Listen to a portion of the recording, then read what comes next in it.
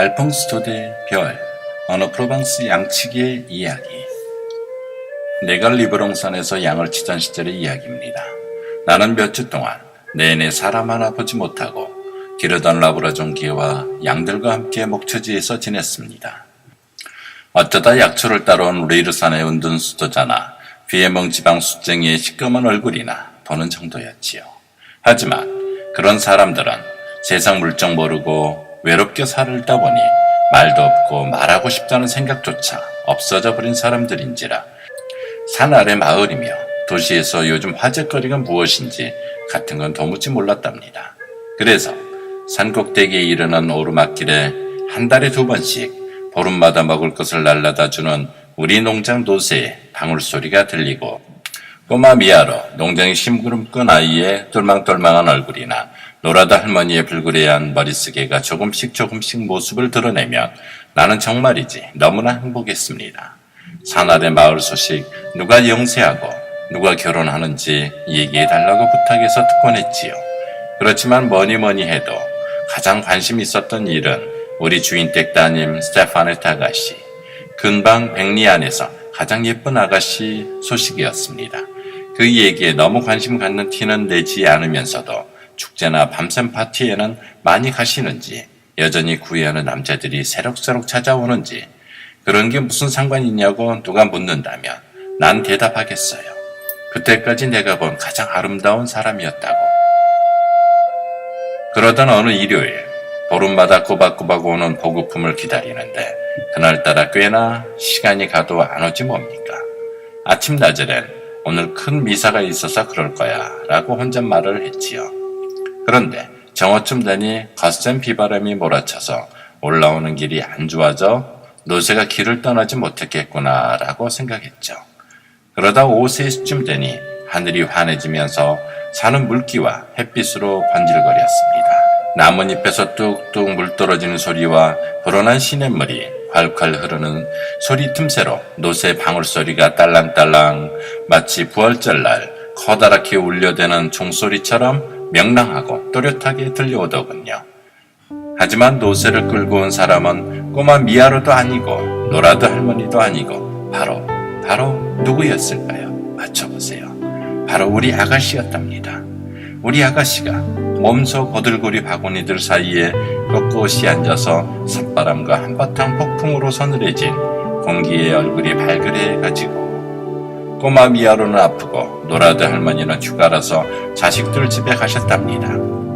아름다운 스테파네트 아가씨가 노새 등에서 내리며 죄다 말해주었고 오다가 길을 잃어 늦었다고 했지요. 하지만 꽃모양 리본을 달고 반짝이는 치마와 레이스 장식으로 일요일답게 치장을 한 아가씨를 보니 덤불숲에서 길을 찾느라 늦었다기보다는 어디 잔치에서 춤이라도 추다가 늦은 것 같은 모양새였지요. 오, 귀여운 모습. 아무리 바라보아도 내 눈은 지칠 줄을 몰랐습니다. 그때까지 그렇게 가까이 아가씨를 바라본 적이 없었다는 것도 사실입니다. 겨울이 되어 양떼를 몰고 벌판으로 내려가서 저녁을 먹으러 농장으로 돌아가면 가끔 아가씨가 식당을 휙 가로질러 지나가는 때도 있었습니다만 거의 하인들에게는 말을 거는 일이 없었습니다. 늘 아름답게 차려입고 어쩐지 좀 깔끔해 보이고 그런데 지금 그 아가씨가 바로 내 눈앞에 와 있는 것입니다. 오로지 나만을 위해서 말입니다. 그러니 그만하면 넋을 잃을 법도 하지 않겠습니까? 바구니에서 식량을 끌어내기가 무섭게 스테파네트는 신기한 듯이 주위를 휘휘 둘러보기 시작했습니다. 아가씨는 아름다운 나들이 옷을 더럽힐까봐 스커트 자락을 살짝 걷어 올리더니 양을 몰아넣은 물 안으로 들어갔습니다. 내가 자는 구석이며 양모피를 깐 침자리며 벽에 걸린 커다란 두건 달린 외투며 내 채찍 그리고 구식 엽총 따위를 보고 싶어 했습니다. 그 모든 것이 아가씨에게는 재미있고 즐거웠던 것입니다. 그래 여기서 산단 말이지. 참 가엾기도 해라. 밤낮 이렇게 외로의 세월을 보내자니 얼마나 갑갑할까. 뭘 하며 시간을 보내는지 무슨 생각을 하며 당신을 생각하며 아가씨 이렇게 대답하고 싶은 생각이 불현듯이 밀었습니다. 사실 그렇게 대답한데도 거짓은 아니었을 것입니다. 그러나 그 순간 나는 어찌 당황했던지 한마디도 대답이 선뜻 나오질 않았습니다. 아마 그러한 낌새를 눈치채고 깜찍스러운 것이 일부러 얄궂은 질문을 던지고는 내가 쩔쩔매는 꼴을 보며 기뻐하고 있나 봅니다. 그리고 예쁜 여자 동무라도 가끔 만나러 올라오니 정말 여자 동무가 여기를 찾아올 때면 황금의 양이나 저 산봉우리 위로만 날아다니는 에스테렐 선녀를 눈앞에 보는 듯 하겠구나. 이런 말을 하며 머리를 뒤로 젖히고 웃는 그 귀여운 몸짓이라든지 요정이 나타나는 듯이 얼른 왔다가는 숨돌 겨를 없이 가버리는 그 서운한 뒷맛이 정말 아가씨 자신이야말로 내게는 영락없이 에스테렐 선녀 같이만 보였습니다. 자리 꺼라 목동아. 조심해 가세요 아가씨. 마침내 아가씨는 빈 바구니를 싣고 떠나가는 것이었습니다. 아가씨가 비탈진 산길 속에 가뭇없이 사라진 뒤에도 그 노새 발굽에 채여 연방 굴러떨어지는 돌멩이 소리가 여전히 들려오고 있었습니다. 그리고 그 돌멩이 하나하나가 그대로 내 심장 위에 덜컥덜컥 떨어져 내리는 것 같았습니다. 나는 오래오래 그 소리에 귀를 기울이고 있었습니다. 해가 질 무렵까지 그 애틋한 꿈이 달아날까봐 감히 손 하나 까딱 못하고 졸음에 겨운 듯 우두커니 서 있었습니다. 저녁 때가 다 되어 내려다 보이는 산골짜기들이 차차 푸른빛으로 변하고 양들도 울 안으로 돌아오려고 매매 울면서 서로 몸을 비벼대고 있을 무렵이었습니다. 바로 그때 밑으로 내려가는 언덕배기에서 나를 부르는 소리가 들려왔습니다. 그러자 우리 아가씨가 나타나는 것이 눈에 띄었습니다. 금방 생글생글 웃던 모습은 한데없고 흠뻑 물에 젖어서 주위와 공포로 우르르 떨고 있었습니다. 아마 언덕 밑에서 소나기에 물이 부른 소르고 강에 부딪히자 길을 쓰고 굳이 건너가려다가 그만 물에 빠질 뻔한 모양이었습니다. 더욱 난처한 일은 그렇게 날이 저물고 보니 이젠 농장으로 돌아갈 생각은 아이 꿈에도 할 수 없게 되었다는 것입니다. 지름길이 있기는 했지만 아가씨 혼자서는 도저히 찾아갈 수 없을 터이고 그렇다고 내가 양떼를 여기에 내버려 두고 떠날 수는 없었기 때문입니다. 산 위에서 밤을 새워야 하며 더군다나 가족들이 근심할 생각을 하고 아가씨는 안절부절 못하는 것이었습니다. 나로서는 힘 잘하는 데까지 아가씨를 안심시키려고 위로해 주는 것이 고작이었습니다. 7월이라 밤도 아주 짧습니다. 아가씨 잠깐만 꾹 참으시면 됩니다. 이렇게 달래놓고는 황급히 불을 활활 피워 발과 시냇물에 젖은 옷을 말리게 했습니다. 이어 우유와 치즈를 가져다 주었습니다. 그러나 가엾은 아가씨는 불을 쬐려고도 무엇을 먹어볼 생각도 하지 않았습니다. 그리고는 구슬 같은 눈물이 글썽글썽 눈에 괴는 걸 보고 그만 나까지도 울고 싶어지는 것이었습니다. 기어이 밤이 오고 말았습니다. 이제는 아득한 산꼭대기에 겨우 쌀아기만큼이나 햇볕이 남아 있었습니다. 서쪽 하늘의 증기처럼 한 줄기 빛이 비껴 있을 뿐이었습니다. 나는 아가씨가 울 안에 들어가서 쉬기를 바랐습니다. 새 집 위에 한 번도 써보지 않은 새 모피를 깔아놓고 안녕히 주무시라고 인사를 하고 나서 나는 밖으로 나와 문 앞에 앉았습니다. 비록 누추할 망정 그래도 내 울 안에서 신기한 듯이 잠든 얼굴을 들여다보는 양들 바로 곁에서 우리 주인댁 따님이 마치 다른 어린 양보다 더 귀하고 더 순결한 한 마리 양처럼 내 보호 밑에 마음 놓고 고이 쉬고 있다는 생각에 오직 자랑스러운 마음이 벅차오를 뿐이었습니다. 이때까지 밤하늘이 그렇게 유난히 깊고 별들이 그렇게 찬란하게 보인 적이 없었습니다. 갑자기 살인문이 삐걱 열리면서 아름다운 스테파나트가 나타났습니다. 아가씨는 잠을 이룰 수가 없었던 것이었습니다. 양들이 뒤척이는 서슬에 집이 버스럭거리며 혹은 잠결에 매하고 울음소리를 내는 놈도 있었습니다. 그래서 차라리 모닥불 곁으로 오고 싶었던 것입니다. 그것을 보고 나는 염소 모피를 벗어 아가씨 어깨 위에 걸쳐주고 모닥불을 이글이글 피워놓았습니다. 그리고 우리 둘이는 아무 말 없이 나란히 앉아 있었습니다. 만일 한 번만이라도 한 데서 밤을 새워본 일이 있는 분이라면 인간이 모두 잠든 깊은 밤중에는 또 다른 신비로운 세계가 고독과 적막 속에 눈을 뜬다는 것을 누구나 알고 있을 것입니다. 그때 샘물은 훨씬 더 맑은 소리로 노래를 부르고 옷에는 자그마한 불꽃들이 반짝이는 것입니다. 온갖 산신령들이 거침없이 오락가락 논일며 대기 속에는 마치 나뭇가지나 풀잎이 부쩍부쩍 자라는 소리라도 들리듯이 바스락거리는 소리들, 그 들릴 듯 말 듯한 온갖 소리들이 일어납니다. 낮은 생물들의 세상이요. 그러나 밤이 오면 그것은 물건들의 세상이랍니다. 누구나 이런 밤의 세계에 익숙하지 못한 사람은 좀 무서워질 것입니다만. 그래서 우리 아가씨도 무슨 바스락 소리만 들려도 그만 소스라치며 바짝 내게로 다가드는 것이었습니다.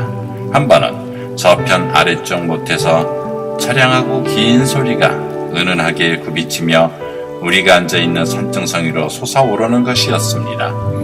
바로 그 찰나에 아름다운 유성이 한 줄기 우리들 머리 위를 같은 방향으로 스쳐가는 것이 마치 금방 우리가 들은 그 정체 모를 울음소리가 한 가닥 광선을 이끌고 지나가는 것 같았습니다. 저게 뭘까? 스테파네트가 나지막히 목소리로 물었습니다.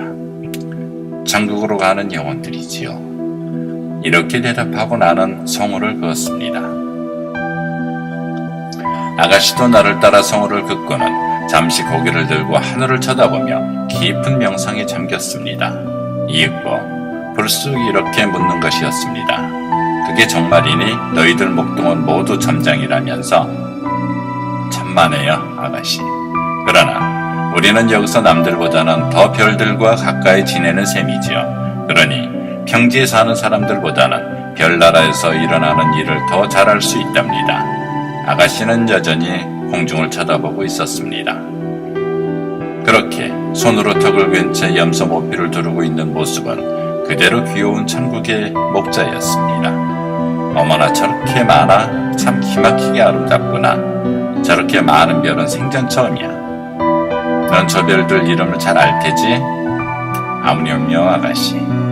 자 바로 우리들 머리 위를 보세요. 저게 성 자크의 길 은하수이랍니다. 프랑스에서 곧장 에스파냐 상공으로 통하지요. 사르르마뉴 대왕께서 살아선 사람들과 전쟁을 할 때 바로 갈리스의 성 자크가 그 용감한 대왕께 길을 알려주기 위해서 그어놓은 것이랍니다.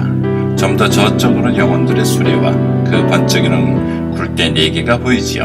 그 앞에 있는 별 셋이 3마리 짐승이고 그 세 번째 별의 바로 곁에 다가붙어 있는 아주 작은 꼬마별이 이 마차부이고요. 그 언저리에 온통 빗발처럼 내려떨어지는 별들이 보이죠.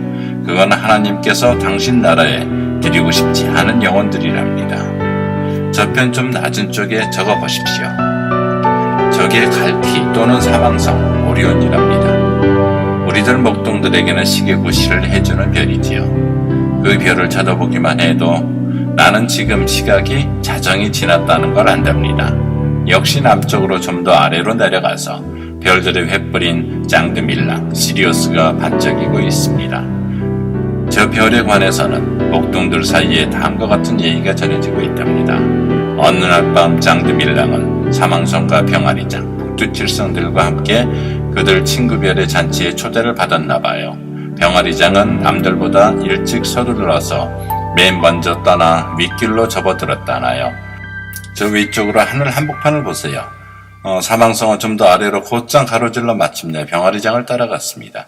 그러나 게으른 병이 짱드밀랑은 너무 늦잠을 자다가 그만 맨꼬리가 되었어요. 그래서 불끈해가지고 그들을 멈추게 하려고 지팡이를 냅다 던졌어요. 그래서 사망성을 짱드밀랑이 지팡이라 부른답니다.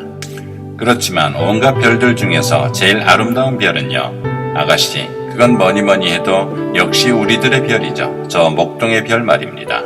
우리가 새벽에 양떼를 몰고 나갈 때나 또는 저녁에 다시 몰고 돌아올 때 한결같이 우리를 비추어주는 별이랍니다. 우리들은 그 별을 마글론이라 부르지요. 프로방스의 피에르의 뒤를 쫓아가서 7년 만에 한 번씩 결혼을 하는 예쁜 마글론 말입니다. 어머나 그런 별들도 결혼을 하니? 그럼요 아가씨.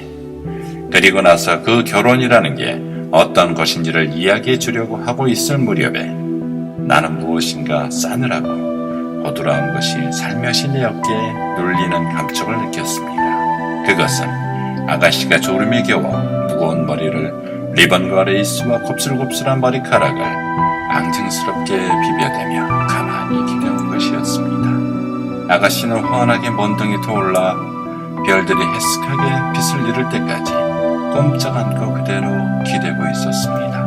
나는 그 잠든 얼굴을 지켜보며 꼬박 밤을 새웠습니다. 가슴이 설레면 어쩔 수 없지만 그래도 내 마음은 오직 아름다운 것만을 생각하게 해주는 그 맑은 밤하늘의 비유를 받아 어디까지나 성스럽고 순결함을 잃지 않았습니다. 우리 주위엔 총총한 별들이 마치 헤아릴 수 없이 거대한 양떼처럼 고분고분하게 고요히 그들의 운행을 계속하고 있었습니다. 그리고 이따가 이런 생각이 내 머리를 스치곤 했습니다. 저 숱한 별들 중에 가장 캐날프고 가장 빛나는 별님 하나가 그만 길을 잃고 내 어깨에 내려앉아 고이 잠들어 있노라고. 지금까지 알방스토대의 별을 읽었습니다. 끝까지 청취해 주셔서 감사합니다.